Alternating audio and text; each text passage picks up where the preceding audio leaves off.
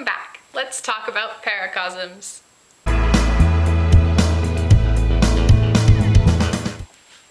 I personally have 3 main Paracosms at the moment. I have a fictive one from the My Hero Academia universe. I have a second one which I just call idealized reality, and a third one which is completely original. So these 3 Paracosms to me are the ones I daydream about the most, and they often come in cycles. So I'll daydream in my Hero universe for probably about a month or 2, and then I'll daydream in my original universe for about a month or 2, and it kind of cycles through like which world I'm in at the moment. I find that there are 2 main genres of Paracosms that separate into 3 smaller subgenres of Paracosms. The 2 main genres are temporary and permanent, which are exactly as they sound. Temporary Paracosms happen in kind of a one-shot story. They don't really stick around. It's not something that kind of sticks with you. It's just kind of a spur of the moment, very influenced by immediate surroundings kind of ideal. And the second one, permanent, obviously is much more world building gets done, much more effort gets put into those Paracosms and into that world, because they are constantly there and you're always daydreaming about them. Like you can't escape them sometimes. And from there, you can break them down usually into those 3 subgenres that I talked about, which to me are fictive, original, and reality-based. So fictive is basically just you're in a world from a piece of media, a piece of fiction. So for example, I have a fictive universe, which is the My Hero universe. The world is the exact same as the My Hero universe, it's just I have a kind of self-insert character I put in, and my own original stories in that world with that self-insert character and the already existing characters. So the world is something that I could be like, oh yeah, the My Hero world, and if you've seen the show My Hero Academia, you would know what world I'm talking about. It's the exact same with like very, very minor changes. The second category is original, which is basically like exactly as it sounds. You've come up with your own original world. So for example, I also have an original one called Team Armorain, which is basically I have 7 worlds that I've created that kind of all exist together in a universe. And I have characters from each of these universes that meet each other, meet up, and that makes the story. But every world, with the exception of Earth, since Earth is one of them, so I have 6 original worlds there that I honestly couldn't explain to you.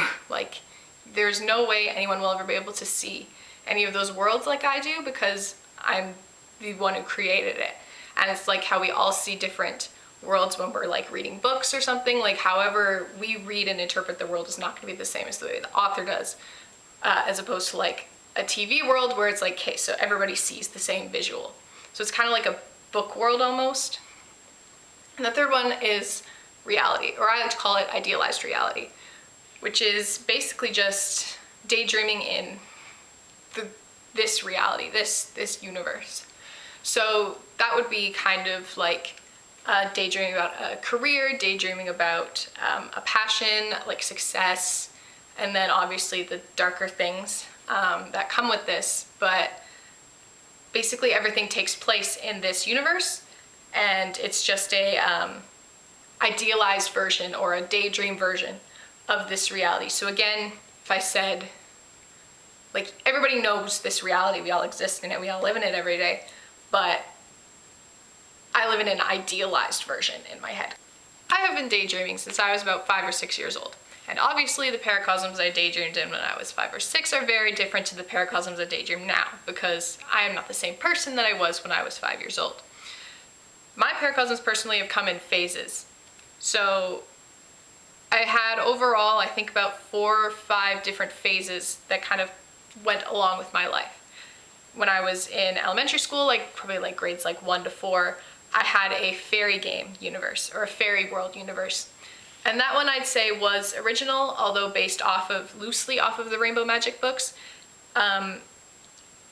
It didn't have a whole lot of world building or character building because I was so young and didn't really know what that was.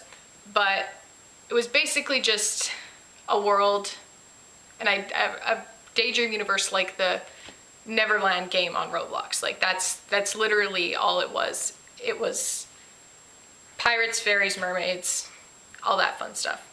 My second phase was the first start of my idealized reality, which was basically in like grades 4, 5, and 6. I wanted to be a weather girl, so I would daydream about being a weather girl and like touching the little, like pointing at the board and be like, oh, the cold front's moving in. Like, I loved that stuff. That was my utter favorite thing to daydream about, basically, to the point where I would write weather reports and read them to my class every morning, my grade 5 science class every morning. And looking back now, those reports I wrote up were really just like, I just wrote down my daydreams.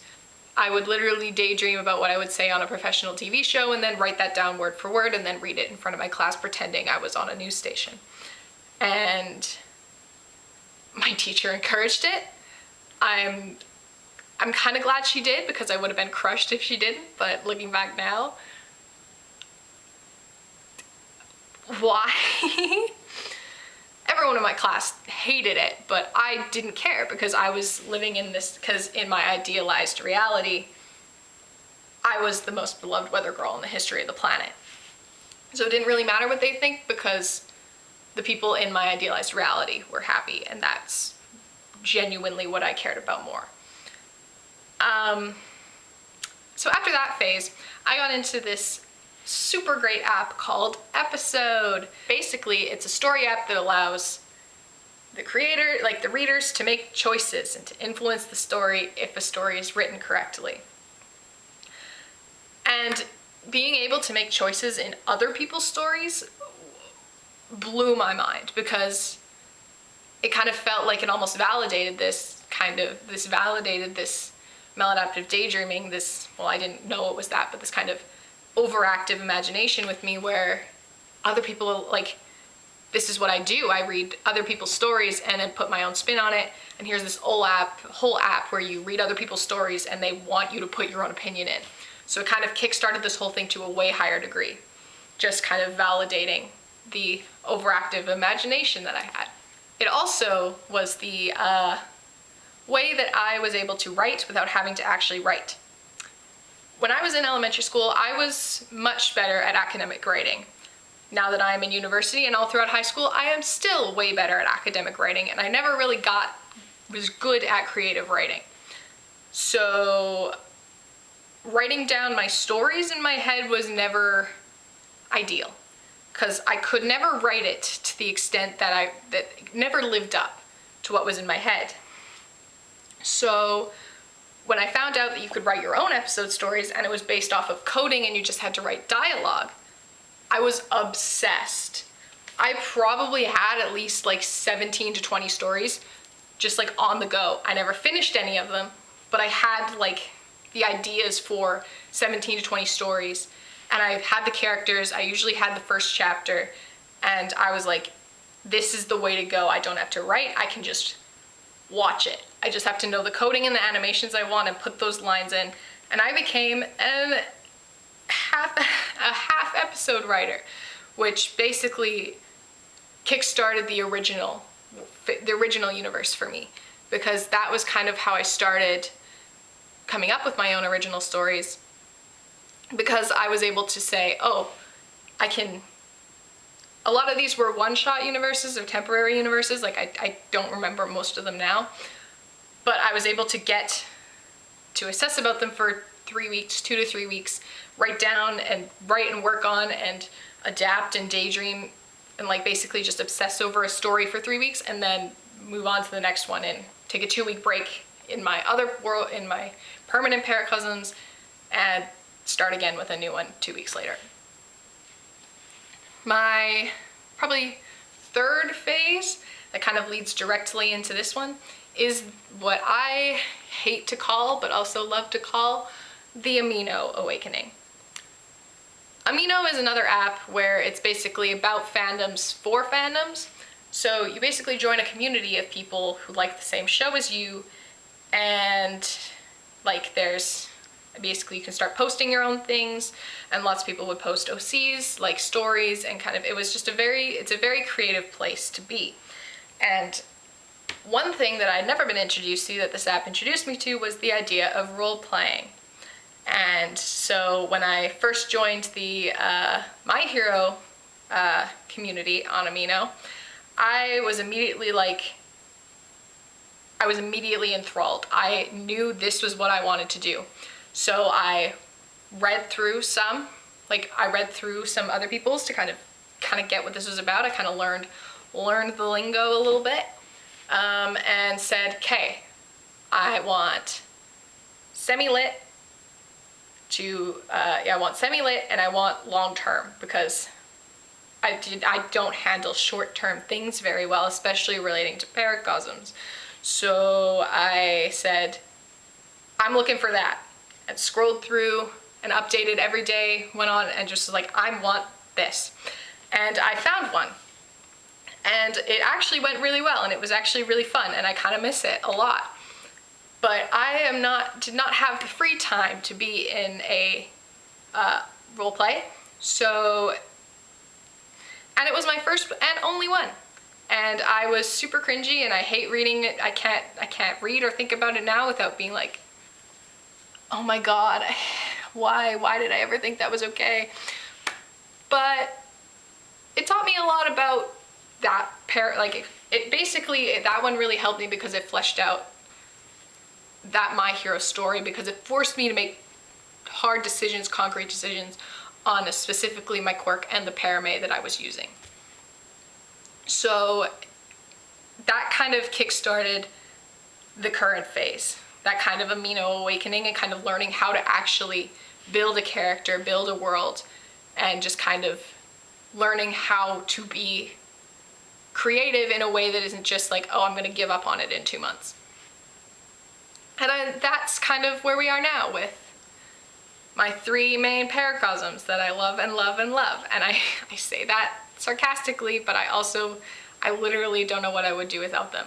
But oh my God, they can be so annoying sometimes. That being said, if any of you have your own Paracosms or special worlds inside their heads that you want to share, please, please, please tell me. I love reading about them because it makes me it's just so fascinating to see how other people's mad brains work. And honestly, sometimes I see things that I'm like, that's super smart, I love that a lot, and then I take it and incorporate it into my own worlds, because I like to steal things and sometimes I hate being creative. But yeah, so that's it for this video on Paracosms, specifically my Paracosms and throughout the years. Thank you for taking another step with me on this never-ending journey, and I'll see you guys in the next video. Bye!